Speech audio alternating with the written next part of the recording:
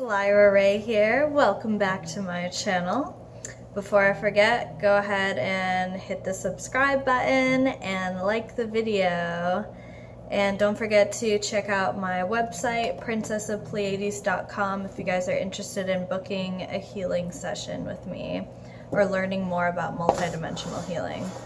All right, so I don't know if you guys know, but I moved to New Orleans and I'm currently in Mississippi because there's fucking hurricane apparently. So I was in Iceland for the past month, and then the night that I get home I hear about the hurricane, and then I had to leave and go to Mississippi and hang out here in the hotel room till it passes. So I just wanted to do a video just kind of talking about mine and Ben's relationship. So Ben is my twin flame, my fifth dimensional twin flame, and he is the tall gray alien that I had been seeing in the woods. And in the last episode we talked about how I came to the realization that he was my twin when I got in my car accident, and he saved me from my car accident. And so yeah, I just wanted to kind of give you guys a little more clarity on who he is and kind of what I'm talking about. So after all that happened, I had started researching twin flames a lot. And if you guys are not too familiar with what twin flames are, you can have multiple soulmates in each lifetime, but you only have one twin flame, and like your twin is like the other half of your soul. And it's important for me to point out, not everybody is a part of the twin flame project. It is a project, it is an experiment. Not everybody signed up for it when they came here, but I know that my soul has incarnated as part of that project, and so my twin is my other half, basically. So I had been kind of like really focusing on connecting with him after I found out that he was my twin, and it was all really like interesting to me how I found that out. And then I was just kind of like, wow, my twin flame is not even incarnated here. That's so crazy. And like, wow, my twin's in another fucking dimension, and I've never heard of this before, like somebody's twin being in another dimension, because everybody always talks about their twin flame in this lifetime, you know, on this planet with them and whatever. So it was just really interesting to me, and so I had been researching it and trying to work on my connection with him, because once I found out that he was my twin, it kind of just made me realize that nobody on this planet really matters, and it's just me and him. Like, I had been searching for my, you know, perfect match, soulmate, whatever, as we all do or are here in this lifetime. And then once I realized that like my twin's not even incarnated here in this dimension, it was a little bit reality shattering to me, and made me reevaluate my entire love life, I guess. So I had been trying to connect with him, and I was trying to do the automatic writing with him, but it didn't seem to be working as well for whatever reason. And so I had been talking to my mentor friend, my starseed mentor friend, who was very experienced in all of this, and she actually was very familiar with what I was talking about, because her twin was also not incarnated here in another dimension. So we really kind of bonded over that, and we started talking about it a lot. And she was telling me, like, yeah, they communicate with us telepathically. So I had to start developing my telepathic abilities if I wanted to talk to him. And that's something that we had kind of already established when we were in the woods, is they don't speak like we do. So, and this was really, really hard for me, developing my telepathic abilities, because, you know, like, if you start hearing fucking voices in your head, you're schizophrenic. Or, like, people are gonna say you're schizophrenic. So it was really, really hard for me to trust myself, and it still is, even to this day. It's hard for me to trust what I'm hearing, you know? So I had started kind of like working with him and like trying to talk to him, and I wanted to open up my points of clairaudience, you know, like I want to hear what he's saying. I want to develop this relationship with him now that I know who he is. And so he started doing these little like tests with me to have me trust myself better. And he would kind of like I would hear him talking to me, but then of course I would like not be sure if that was him, but he would start telling me things, and then they would happen. And like that was kind of the game that we played for me to trust myself. So an example, a more recent example would be I went to the store and I was looking for shower curtains, and true story. So I went up to the guy that worked there and I was like, hey, like, where are the shower curtains?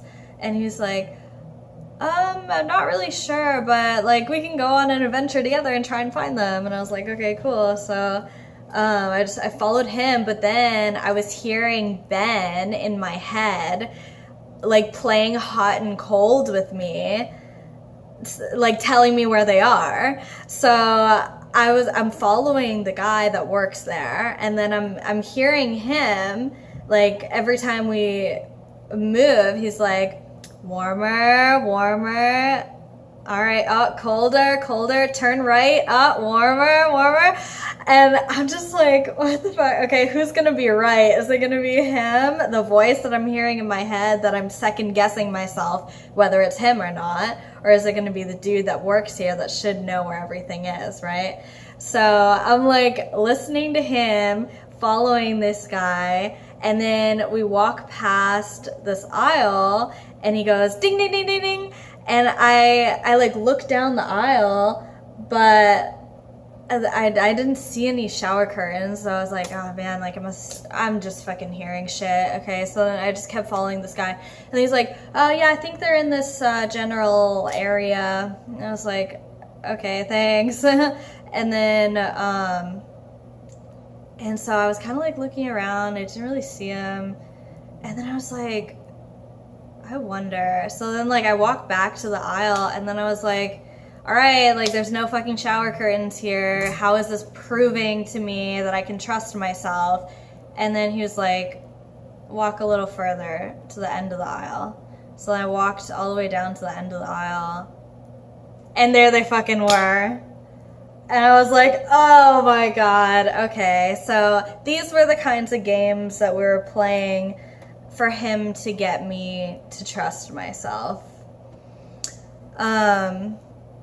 And I was having like daydreams and astral experiences of being taken up to his ship, because then I got really curious of like, okay, like where do you live? Like, because I've seen the ship, you know, it was the first ship that landed next to me and it followed me around everywhere I went. So I was like, well, I want to see what's on the ship.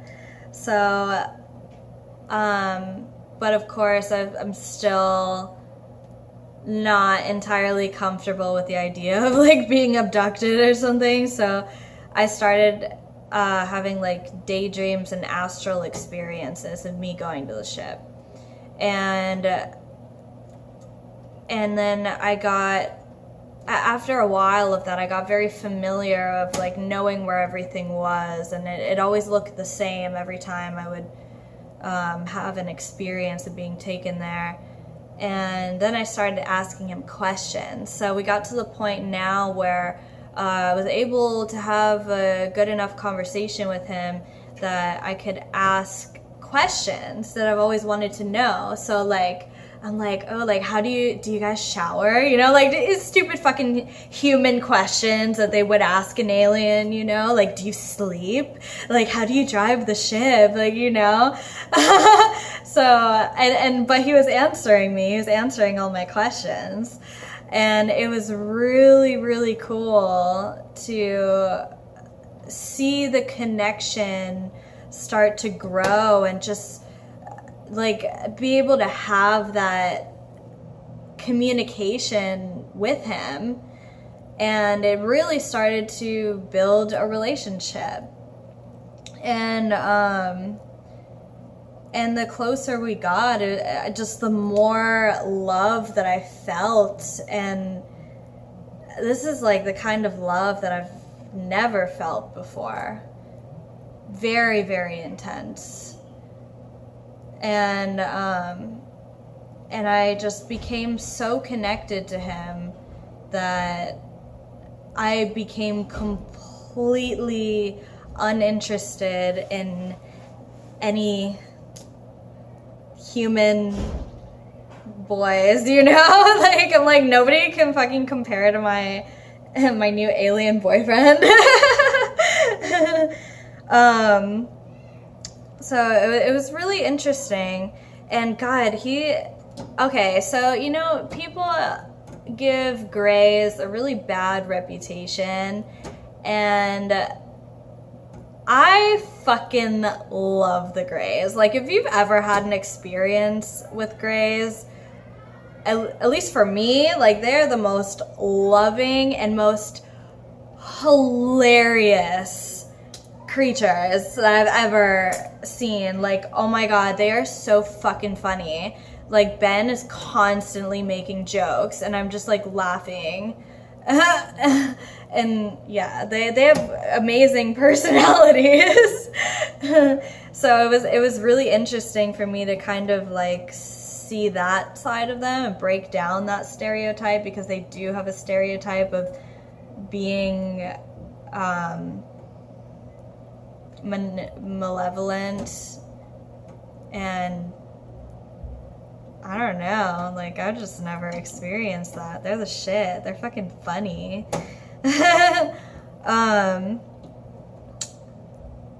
So then it got to the point that I was able to kind of go on the ship at my own will. So like I could lay down and like meditate, go into a trance, and then like go on the ship. And then we were having these like hour-long hangouts on the ship, like where I would just like meditate for an hour and like just like astrally go to the ship, and we would just like hang out there. And it was amazing. It was so interesting, you know, like this whole experience is just so different. And yeah, our relationship was like really, really strong at this point. And so I feel like some of you guys are wondering about Like, well, okay, this is a question that I had, and I'm sure other people have the same question, so I'm just gonna fucking say it. There's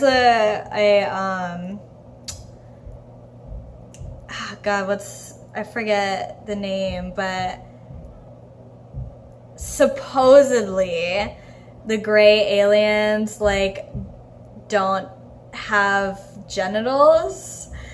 And so, like, of course I asked him about that. And then I was like, wait, but, like, aren't the grays, don't you, like, not have a dick? Like, how can we have sex? Also, he's 9'8", you know?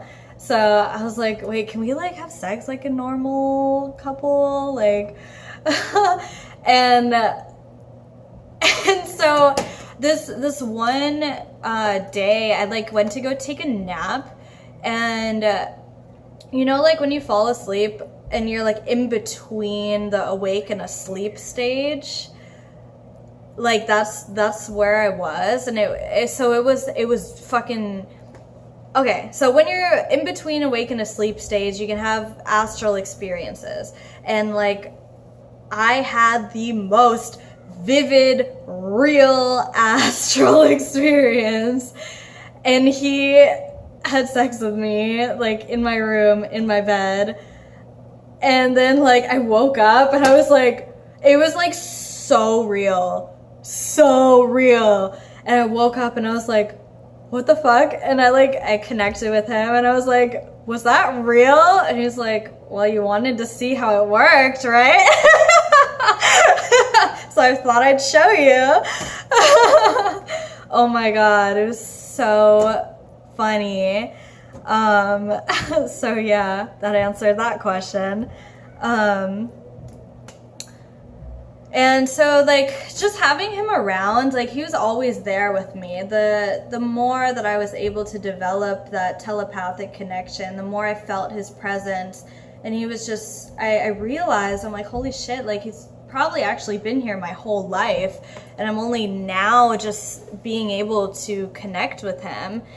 And he makes me feel really, really safe and protected. And it was just amazing to feel his presence and have him around so often. And he still is with me every day to this day, you know. So yeah, that's pretty much mine and Ben's relationship. And he's definitely, like, manifested himself to other people around me as well, which I also had found very interesting. Like, a couple of my friends, and even, like, one guy that I dated have had experiences with Ben. Like, they've come to him because, of course, like, I tell everybody about him for the most part, you know, like, people that are really close to me. So it was really interesting to see people that are really close to me start to have experiences with him as well. It was really cool. Yeah, so that's us. I just wanted to make a quick video kind of explaining more in detail about my twin flame relationship. But yeah, thanks for watching, guys.